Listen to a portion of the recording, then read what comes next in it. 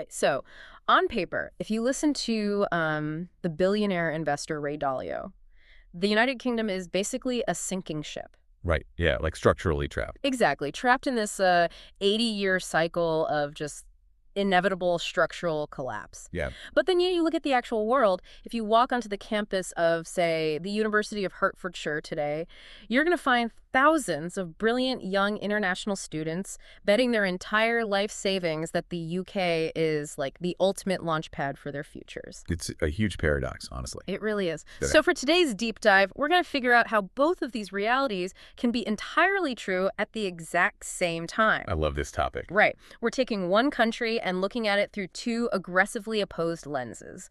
We've got Dalio's 30,000-foot macroeconomic autopsy on one side. Which is pretty bleak, honestly. Very bleak. And then on the other side, we have the ground-level hustle of a Sri Lankan data science student navigating the real UK economy. Yeah, that contrast is jarring.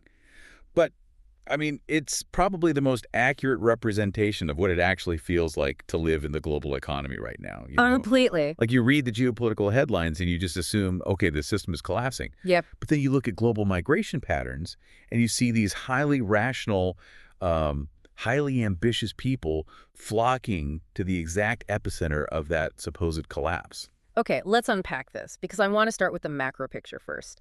We really need to understand the architecture of this alleged collapse before we zoom into the people actually operating inside it. That makes sense. We need to set the stage. Right. So Ray Dalio, he doesn't really do short-term forecasts, does he? No, not at all. He looks at history through the lens of these massive 80-year global cycles, give or take 50 years, of course. Yeah, of course.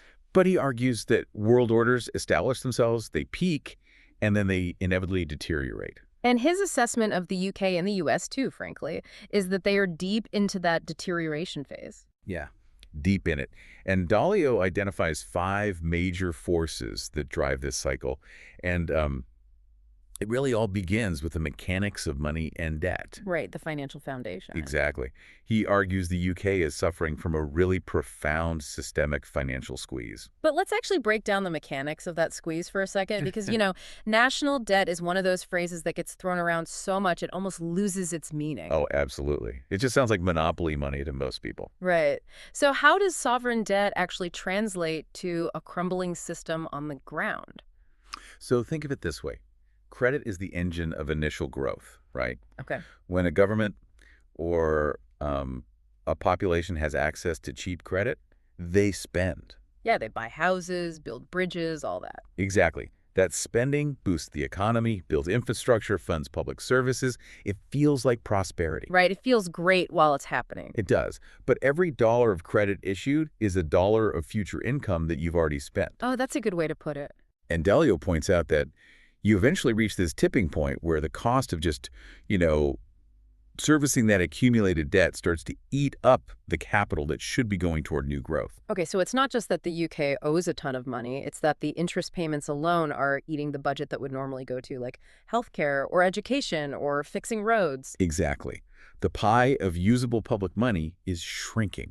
Right. And when the usable pie shrinks, the government can't just wave a magic wand and mandate growth. I mean, they try, but yeah. Right. They have to extract more wealth from the private sector through taxes, or they just print more money, which degrades the currency. Inflation. Exactly.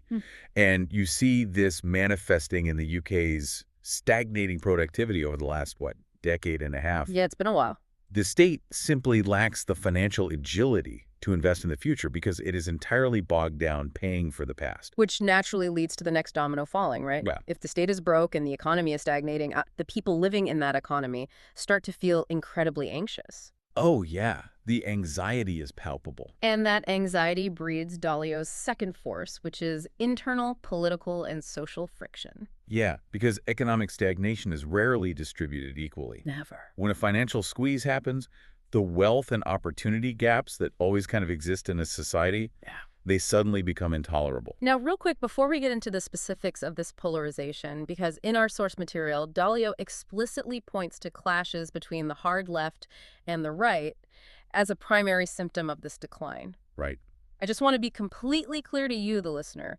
We are bringing this up to impartially report Dalio's macroeconomic framework. Absolutely. We aren't taking political sides here, and we're not endorsing his characterizations of these political groups either. Our goal is strictly to examine how he measures systemic internal friction. I think that's an important disclaimer. And, Dalio's measurement of that friction is quite clinical. How so? Well, he observes that in a squeezed economy, politics stops being about managing growth. Instead, it turns into this zero-sum battle over a shrinking tool of resources. Because everyone is just trying to hold on to whatever they have left. Exactly.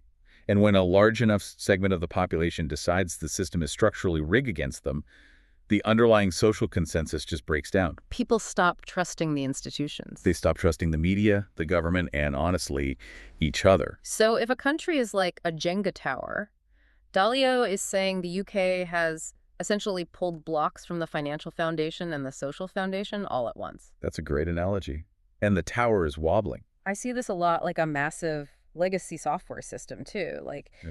The UK's institutional architecture was coded decades ago for a completely different environment. Oh, that's interesting. And now the technical debt, the literal financial debt and the bureaucratic bloat is so high that the system is freezing. And instead of debugging the code, the users are just screaming at each other.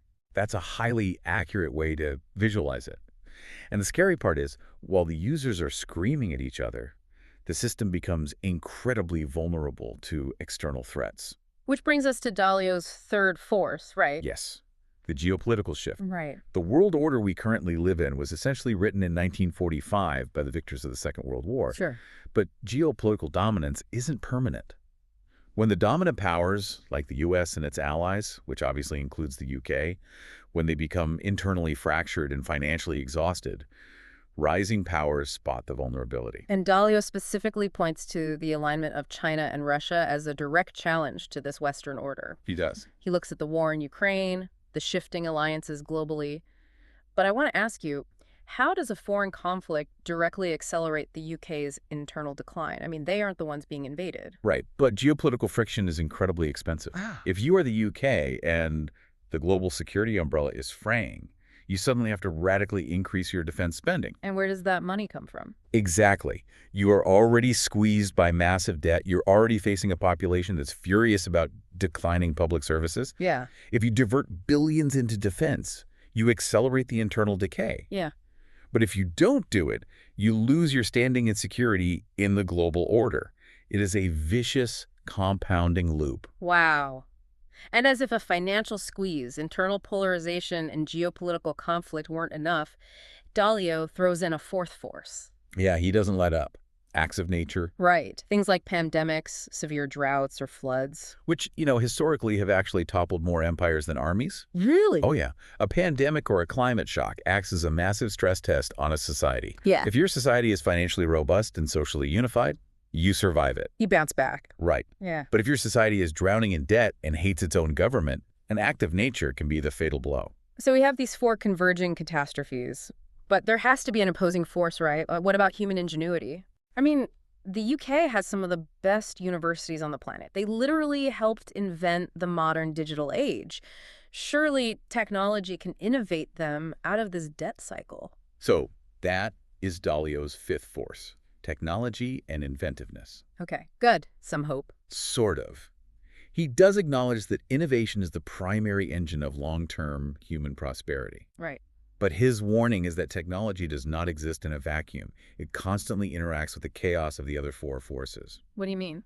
Well, you might invent a brilliant new AI architecture, right? Yeah. But if your society is politically fractured, that AI might just be used to automate away the middle class, which just worsens the wealth gap. Oh, I see. Or it gets immediately weaponized for the geopolitical conflict. Exactly. Technology is an accelerant. It speeds things up, but it doesn't automatically fix a broken balance sheet. This all sounds terminal. I mean, in the sources, Dalio brings up the non-dom problem, right? Yes, he does. Where wealthy individuals and corporations are actively choosing to just move their wealth away from the UK. If I'm following the legacy software metaphor, this is the equivalent of your enterprise clients canceling their subscriptions because the servers keep crashing. That is exactly what it is. The capital flight is the ultimate leading indicator that trust in the system is just gone.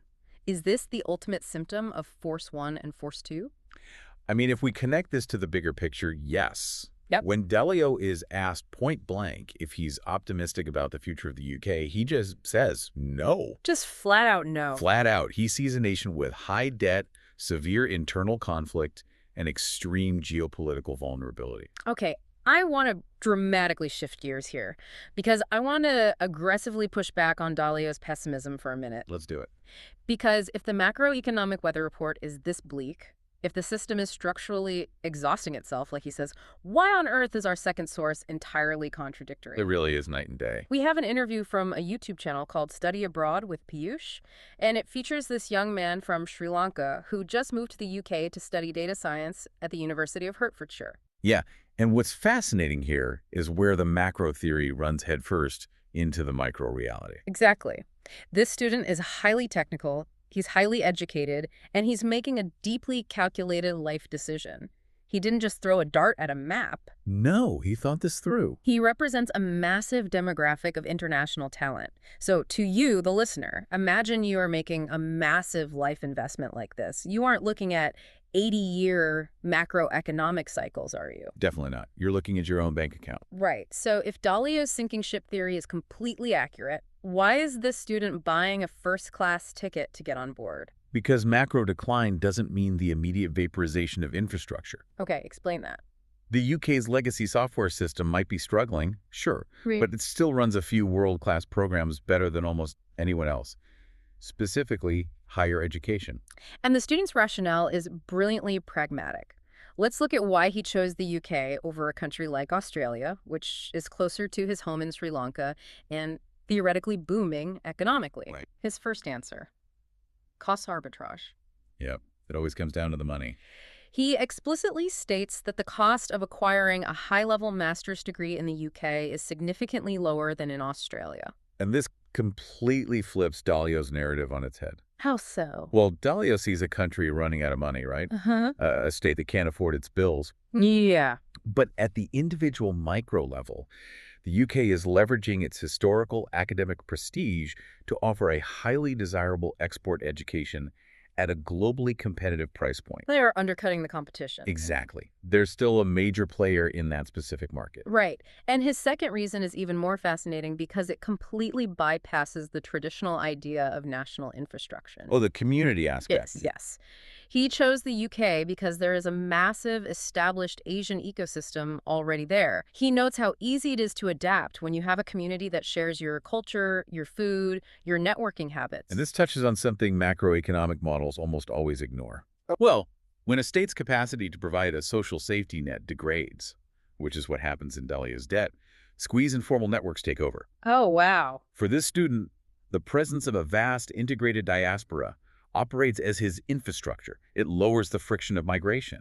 He doesn't need the UK government to help him assimilate, Right. He has a pre-existing social network to plug into, to settle in. He's insulated from the state's failure. Exactly. Let's dig into the specific academic choices, too, because this proves he's targeting the exact sector Dalio says is crucial: technology. Yes. He didn't choose a generic business degree. He is studying data science at the University of Hertfordshire. Why Hertfordshire? He cites three incredibly sharp reasons. First, geography. The location. Right. Hertfordshire is right outside London. You get easy transport links to a major global financial and tech hub, but without paying those insane Zone 1 London rent prices. Smart. Very pragmatic. Second, the curriculum depth. He points out that usually, if you go for a lower-cost university, you sacrifice the quality of specialized courses like artificial intelligence or data science. Yeah, you get what you pay for, usually. But he found the module depth at Hertfordshire to be excellent and perfectly aligned with his tech background. And third, and this is perhaps the most strategic point, is the structure of the degree itself. Right, the timeline. He notes that the master's program is structured over 3 semesters, spanning a year and a half. He specifically contrasts this with other universities that just cram everything into 2 semesters. Wait, I have to ask, why is taking longer to graduate an advantage for an international student? Usually the goal is to get the paper and get out into the workforce as fast as possible to start earning. You'd think so, but he understands the complexity of the material. Yeah. You cannot master advanced machine learning and data science in 8 months. It's just not possible. Okay, that's fair. The university has intelligently designed a product that gives international students the breathing room to actually acquire the hard skills rather than just running them through a diploma mill. Uh, It's a highly functional microsystem operating inside a struggling macroeconomy. so we have a huge paradox here. Here's where it gets really interesting. The macroeconomy is starving for growth, but the universities are successfully churning out exactly the kind of highly skilled, tech-focused talent that drives growth. Yeah, How do we reconcile this? Where do Dalio's thesis and the student's reality actually collide? they collide in the capital markets. Well, capital That markets. is the bridge between a smart student in a classroom and a booming national economy. And Dalio argues that this bridge in the UK is fundamentally broken. Dalio makes a huge point about this, doesn't he? He says the core reason the UK has been in decline since World War II is that its capital markets are vastly inferior to the United States. Yes. But capital markets is another one of those sterile financial terms. How does Dalio actually define it in this specific context? He defines it not just as a stock exchange where you buy shares, but as an enabling mechanism. Sure. A functional capital market is a system that identifies rare human talent and floods it with resources. So finding the smart people and giving them money. Exactly. Mm. Dalio uses NVIDIA as the ultimate example. Right. NVIDIA is a trillion-dollar behemoth today, but it started as just a few brilliant engineers with a highly ambitious idea. The American capital market looked at that talent, tolerated the immense risk, and provided the massive funding required to scale it globally. And Dalio's brutal assessment is that the UK lacks both the scale of money and the cultural risk appetite to do that. They just don't have it. They simply don't have the machinery to turn a brilliant data scientist from Hertfordshire into the founder of the next trillion-dollar AI company. Precisely. The UK is operating a world-class training facility, but it lacks the commercial engines to capture the value of its own graduates at scale. The irony is staggering. It really is. The UK is subsidizing its own educational sector by importing these brilliant students, training them affordably in the exact technologies Dalio says will define the future. Yeah. Only to watch them eventually get poached by American tech firms because the UK can't fund their startups. And you don't even have to look at venture capital flows to see this dysfunction. You can see it in the daily life of our student. How so? When he leaves the lecture hall and tries to interact with the real UK labor market, he hits Dalio's Force 1, that financial squeeze face first. Right. Let's talk about his part-time job. Because to survive, he works in a retail shop in his spare time. Yeah. And when the interviewer asks him about the job hunt, all the optimism about the university just vanishes. Completely disappears. He explicitly warns that finding a basic part-time job in the UK right now is incredibly difficult unless you have direct personal connections. And this is what a debt-squeezed economy looks like on the ground. When capital is constrained at the top, businesses don't expand. Retail shops, warehouses, restaurants, they freeze their hiring. The margins are just razor thin. And the lowest rung of the labor ladder, which is the part-time student workforce, feels that freeze instantly. Exactly. The jobs simply aren't there in abundance. It's not just a lack of jobs either, it's the quality of the jobs that do exist. Right, the wages. Our student issues a very stark warning about wage exploitation. He specifically notes that the official minimum wage is £12.21, but he actively cautions his peers that some employers will try to exploit them and pay less. Which is illegal, but it happens. And wage theft and exploitation are classic textbook symptoms of systemic economic stress. That makes sense of that for me. Well, when a business owner is being squeezed by inflation, high borrowing costs, and stagnant consumer demand, they cut corners. They try to save money wherever they can. Right. And the fact that a highly educated international student has to navigate a black market of underpaying retail jobs just to feed himself while he's studying AI, that is a glaring indicator that Dalio's economic squeeze is very, very real. And this friction doesn't just stay in the retail sector, does it? It bleeds directly into their professional academic tracks. Oh, absolutely. Let's look at the placement year trap. Our student strongly advises anyone watching not to bother taking a placement year. Which is a massive paradigm shift. It really is. I mean, historically, a placement year where a university student takes a year off to work full-time in their chosen industry, that was the golden ticket. Yeah, it was a built-in pipeline from the classroom to a corporate career. But he says to skip it entirely. He warns that it is currently incredibly difficult to actually secure a placement within that one-year window. People are wasting months applying and getting nothing. Right. He tells students they're better off just rushing through their 1.5-year degree and throwing themselves entirely into the full-time job hunt immediately, unless they want to hide in academic research. How do you interpret that through Dalio's lens, then? Well, to me, it means the corporate sector is pulling up the drawbridge. Yeah, that's a good way to phrase it. If tech companies and financial firms in the UK aren't even willing to take on cheap, subsidized placement students, it means they aren't in growth mode. They are in survival mode. Exactly. They don't have the capital to invest in training the next generation. The university is doing its job, handing the student a parachute, but the plane is flying way too low to the ground for it to open. That is the exact mechanism of structural decline. The institutions that used to seamlessly integrate young talent into the economy, like that placement year pipeline, are seizing up because the underlying capital just isn't flowing. So if the macro environment is this hostile and the traditional pipelines are broken, how do you survive? Well, that's the multi-million-dollar question. Because the student is surviving, he's adapting. What is his preparation paradigm? His entire strategy is built on bypassing the state's broken systems. And he issues a fundamental warning. Do not come to the UK right now, directly after an undergraduate degree or diploma, if you don't have any real-world experience. He strongly warns against it. Do not arrive as a blank slate. He practically begs people not to do it. He says finding a job in that tight 1.5-year post-grad window is very hard without prior experience. And look at his own resume. Right. He didn't just show up hoping to learn everything on the fly. He completed a bachelor's in management and IT back in Sri Lanka. And crucially, he worked as a software engineer for a full year before he ever applied to Hertfordshire. He imported his own foundation. Exactly. In a booming economy awash with capital, companies will hire a smart blank slate and train them up. Because they have the time and money. Right. But in a squeezed economy, the era of the speculative hire is dead. Oh, that's rough.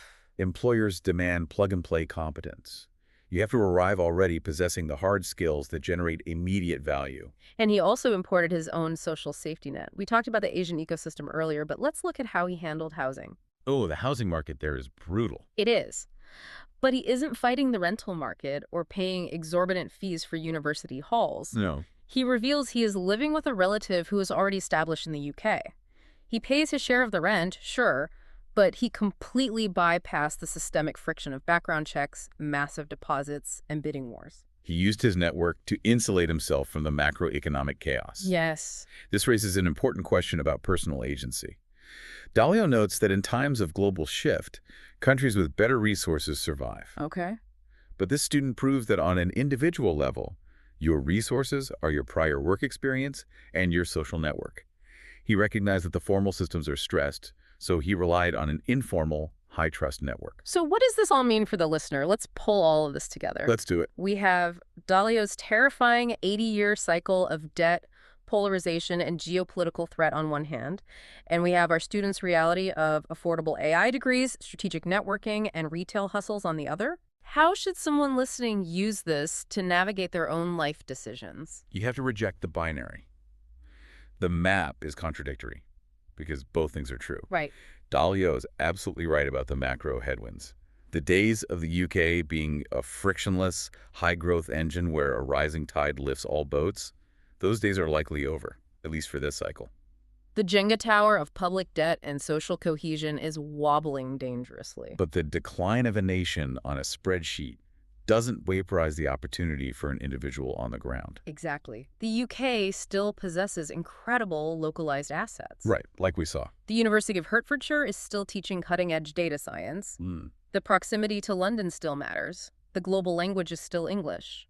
But the rules of engagement have changed entirely. Completely changed. You can no longer rely on the country's momentum to carry you. You can't just show up and let the system process you into success.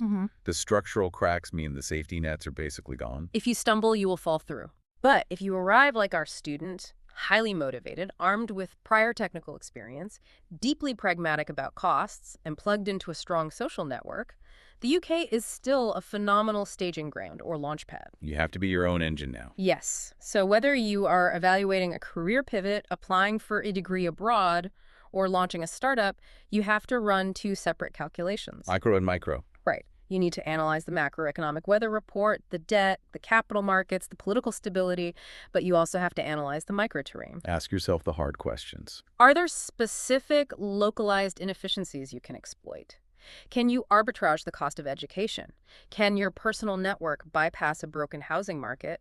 Don't let big picture pessimism blind you to localized opportunities. Which actually brings up a final, somewhat radical thought I want to leave you with. Oh, I like radical thoughts. What is it? Well, if Dalio is right, and the post-1945 world order of stable, dominant nation-states is fundamentally cracking, maybe we are looking at the wrong unit of measurement entirely. Wait, what do you mean? What else would we measure? Well, we constantly measure the rise and fall of countries. Right, national GDP, national debt. Exactly.